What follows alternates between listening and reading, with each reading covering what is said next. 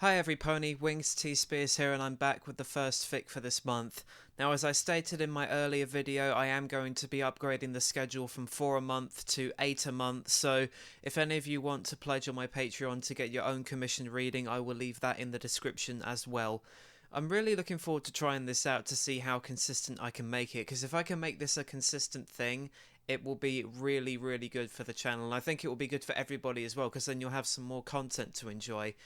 But this story is kind of a different direction from the ones that I've read before, considering it's the first one to use a non-pony image. That is, unless I can find one in the process it takes me to do this video in the rendering process. So, this story is called You Can't Eat Gold, and it is essentially a comprehensive reading of an essay of the foundation of Equestria's economy and money. So economics students, you better get ready to take notes. Anyways, sit back, relax, and enjoy this little history of Equestria's modern society. You Can't Eat Gold by KingMoriarty. Once upon a time, there was an earth pony named Brickwork, and he worked very hard. Brickwork helped build houses, but not simple little houses like the one he lived in. No. Brickwork built big houses, houses that could fit as many as 20 ponies all at once. He built them for unicorns, even though unicorns always had the smallest families, but he didn't ask questions about that sort of thing. The unicorns asked him to please build a very big house, so he did. Brickwork worked very long and very hard. When the sun started to go down, he would stop working and start to go home. Now, while he was working, Brickwork never really felt tired, because he had a cutie mark for building houses, but when he stopped working, he would start to feel tired, because building a house is a lot of work. But ponies don't just get tired when they've done a lot of work, they also get hungry, and since Brickwork worked so very hard, he got very hungry and very tired. Now, Brickwork didn't really spend a lot of time at home, or even close to home. Unicorns like to have their big houses on the tops of tall mountains, or just very big hills. Sometimes they wanted their big houses in the middle of huge valleys, or on islands that Brickwork couldn't just swim away from. If Brickwork wanted to go all the way home, he would need to stop working at lunchtime if not earlier, and because Brickwork was a very hard worker, he wasn't the sort of pony to leave a job half done when he could have kept working. By the time he was done working, there just wasn't time to go home and cook a proper meal unless he wanted to get to work half a day late tomorrow. So instead of eating a fancy meal made of random flowers and bread and vegetables, Brickwork bent down and ate some grass, and instead of going to sleep on a bed, he just straightened his legs and fell asleep standing up. And when the sun came up, it warmed his coat enough to wake him up, eat some more grass, and then get back to work. Yeah, I know. Shocking, isn't it? But that was how earth ponies lived once upon a time. They built big dumb houses for unicorns because they were asked to. They grew food for all the ponies too stupid to find their own because they wanted to, and they ate grass and slept under the stars because they could. And then some stupid unicorn discovered gold. And everything went wrong. You see, unicorns always loved to stare at shiny things. They would knock down perfectly good mountains so they could stare at the pretty rocks underneath, and they'd spend hours and hours twisting metal around bits of these pretty rocks and putting them all over their bodies. Unicorns call it jewelry. The earth ponies called it a waste of good food, but you couldn't even say that much about gold. Gold is soft. Like really, really soft. The big draw of diamonds and rubies and other stuff like that, for earth ponies at least, is how crunchy they are. There's a sort of juicy flavour that builds up in crunchy rocks, and I've heard a lot of my friends say that they taste really good. But you don't get that flavour with gold. Gold feels like chocolate or really soft cheese, except those taste good. Gold tastes like old socks and tin. It also isn't really good for making anything else. A whole bunch of those shiny rocks weren't just shiny. They got used as parts of really cool inventions like clocks and paperweights. But gold is too soft to make gears out of, and it takes a lot of work to make gold pretty enough that it can just sit on a desk with nothing else to make it fun to look at. But the unicorns didn't care. They passed the gold around just so they could take turns staring at it, and they told all the other ponies about it too. When the earth ponies came to build houses, the unicorns showed them the gold and went on about how it sparkled and glittered. When the pegasi came to arrange the weather, the unicorns arranged their gold so that the sun would shine off of it and get in their eyes. It was annoying, but it wasn't getting in their way, so the other ponies let them have fun with their new toy. but it didn't stay a toy for very long. Ponies have always traded when they needed stuff. That's just how ponies work. If I have a fluffy cloud, but I want a potato, and you have a potato but need a fluffy cloud, then we trade what we have for what we want. If you need something done and I need something different done, we help each other out, and every pony's happy. It's a simple system, so simple that fillies and colts know how it works. As long as they aren't unicorn fillies and colts. Before they discovered gold, unicorns didn't really have much to trade. Oh sure, they had their shiny rocks, but that was pretty much it. Anything a unicorn's magic could lift, an earth pony could lift better, and getting teleported was always more dangerous than just getting a pegasus or 3 to carry you. Or just walking. A lot of ponies walked back then, and just ate grass and slept standing up. So if the unicorns couldn't really do a lot of trades, why did ponies like Brickwork build super big houses for them? Because it was fun. Because ponies like Brickwork had cutie marks for that kind of stuff, and there was no way they'd ever want enough potatoes at once for it to be a fair trade, so they just helped out the unicorns for fun. No, it wasn't because any pony felt sorry for the unicorns. They may be stupid, but they're not stupid enough to forget how to eat grass. But the unicorns didn't think that was why the earth ponies and the pegasi helped them with all the crazy stuff they wanted to do. They thought they were getting help because some of them were really good at convincing other ponies to do stuff. They never realised that the unicorns with more awesome houses were just friendlier than the rest.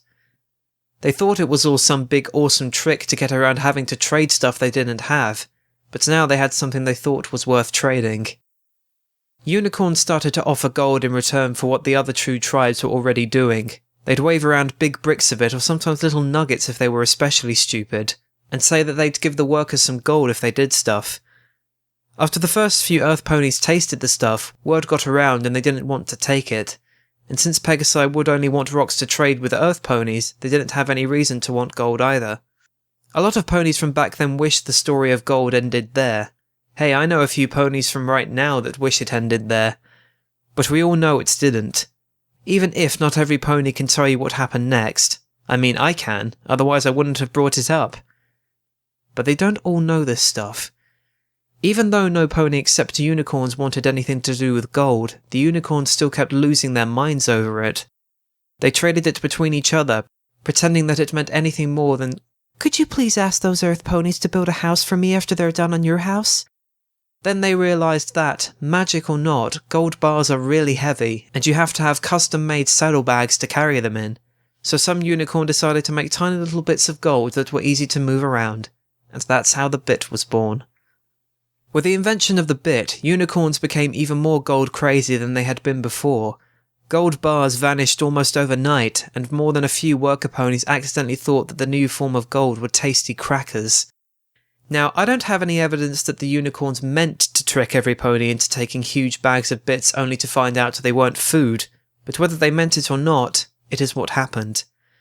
Now every pony had bits, and earth ponies and pegasi had no idea what to do with all of them. The unicorns didn't want to take it back. They came up with the word charity, which means getting money for nothing, just so they could say they wouldn't accept charity. And every pony knew that unicorns had nothing to trade, so there was no way to make them take back the bits. So the earth ponies came up with what seemed like the greatest idea that any pony could have ever come up with, and that was because they were nice.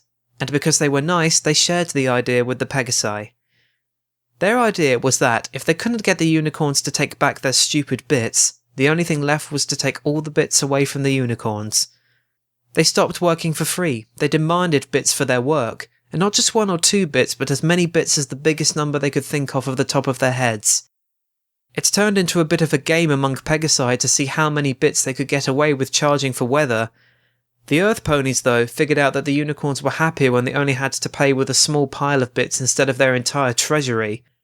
Any time an earth pony heard that one of their friends was charging less, they'd drop their own prices. The unicorns didn't make a game out of bits like the other races did. For them, this was a happy time. The rest of ponykind had joined them in their love of gold, and the other tribes were obviously having so much fun with the whole idea that they were coming up with new cool ways to move gold around. That was when the unicorns decided to do the only thing they've ever been good for, making up words that are really fun to say, even though a lot of them are kind of hard to write. The unicorns ran down to the places where ponies were showing off all the things they had grown and made and talking about how much it cost. And they called those places markets. Then one of them made up the word marketing, which meant the things that sellers do in a market. And also words like buyer and seller and buying and selling. The way that Earth Ponies did marketing got its own words, which were competitive marketing. The Pegasi also got a word for how they did marketing, and it was extortion. Somewhere along the way, all of this stopped being a game. Earth Ponies started to buy shiny rocks from unicorns to sell to other unicorns at really good prices. Pegasi tried to justify their high prices by inventing new weather, and all the while unicorns kept minting new bits to meet demand. It wasn't some scam to take away the unicorn's favourite toy anymore. It was just business. Cold, hard business over cold, hard bits. So why did the Wendigos come? Because we made the world cold. And not cold like we cast a bunch of freezing spells. No. Cold like in the heart. We stopped caring about friendship. We used to make houses and double rainbows because we wanted to. And then we just made them because it got us bits. Bits that don't care if you love them or hate them or just never got to the point. Cold, dumb bits of gold that aren't even gold anymore. I still see Earth Ponies and Pegasi doing trades, you know. They trade things for things, actions for actions. Lots of ponies still know how to pay fairer prices than the markets ever will. Of course, lots of ponies still think the bit is more important than actually being happy, so it's not all nice, but 2/3 isn't bad, right?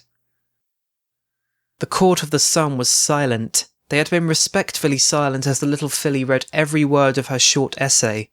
But this was a different kind of silence. This was the silence of primitive villagers as they tried to work out if that rumbling sound just now was the volcano waking up, or Uncle Magundu getting hungry. Princess Celestia sat on her throne, her face immobile and betraying nothing. Oh, there was a smile, but it was the default smile she always wore to court. Behind that practiced smirk, who knew what inscrutable gears of reasoning were turning? The little Pegasus filly certainly didn't know. She just sat there on the cold marble floor, fluffing up her feathers and clearly struggling with the moral quandary of whether to close the journal that held her essay or keep it open. Judging from the look on her face, she was also suddenly feeling all of the eyes on her, and the old fight-or-flight instincts were bubbling up. Something would need to be done, and fast. What? Something that preferably wasn't that. Seriously, what? Princess Celestia was just staring boggled-eyed at the filly, her disbelief plain for all to see. I mean, why? What? The solar princess of Equestria shook her head violently as though she were a dog shaking off water. I think I'm missing something here. The filly smiled at the princess and held up her journal. Well, if you want, I could read it through again. And you can ask questions about... She stopped. Princess Celestia had lifted a hoof. No. I didn't mean that you should read your... The centuries-old alicorn who had personally mentored some of the greatest ponies in history was briefly stumped for words. Essay, again. I'm just not sure what brought all of this about. Oh. The filly looked a bit crestfallen at not getting to present her labour of love twice in a row, but Celestia weathered it. There were lines, and she was fairly certain that all of them had been crossed. Then the filly smiled again. So do you want to know why I wrote it? Precisely.